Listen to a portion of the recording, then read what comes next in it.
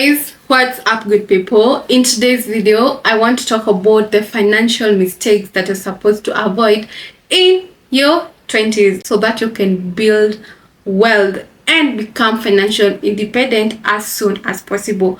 And the first one is not budgeting. Many young people in their early 20s or their mid 20s, they ignore budgeting, but it is very important. And with budgeting, I don't mean like thinking about how much do I need to pay rent or how much do I need for the groceries. Having an actual budget, you can write it down or you can use an app. Now, as a young person, you don't have so much happening around your life and your expenses are not that big, so having a budget will help you live within your means. And this leads us to the next financial mistake you're supposed to avoid, which is living far beyond your means. Now this is a serious one. Living far beyond your means is one big financial mistake that you can make today, and your life, all your financial life, come down trembling on you. Like it puts you on a big problem which is not easy to come out of. There is a saying, or I read somewhere, that you cannot consume everything that you have or everything that you make. So if you can afford a 10,000 house, it would be wise for you to live in a 5,000 house and save the 5,000. Don't try and go and live now in a 15,000 house and you start struggling to raise up that money because you'll start getting into debt. It is very easy for you to get carried out by flashy things in life, and especially when you start making money as a young person. You don't have expenses, you want the big thing, you want to wear nice clothes, but overspending on the things that you don't actually need, it's going to put you in debt and stress. As a young person, it is wise to avoid the inflation lifestyle where the more you earn, the more you spend and live far beyond your means.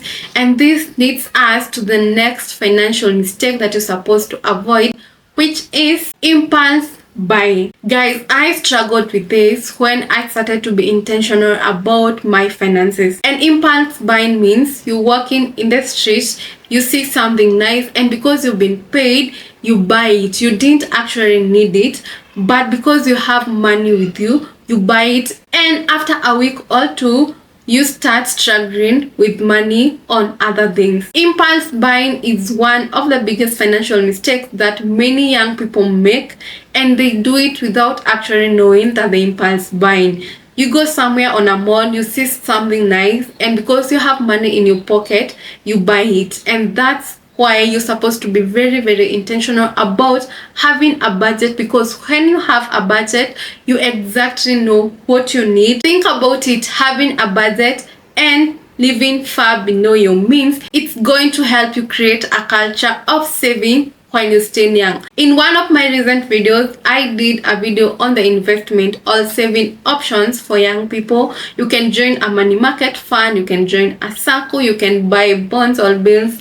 If you are a young person and you create a culture of saving, if you are a young person and you create a culture of saving, it's going to be easy for you to get into investing, because now saving and investing are two different things. If you start off in your early 20s or in your early working years with savings, it will be easy for you even to transition and now start making investment. For example, you want to buy bonds for example a few years, you want to buy bills, and this way you're able to create a good trajectory for your finances while still young. If you are in your 20s, you're supposed to avoid not having a budget, and especially if you've started working, not having a budget, impulse buying, and living far beyond your means, because this one can mess up your financial years to come, where you will, for example, maybe have a wife, have kids, have, for example, people to look after, for example, a sick parent, God forbid.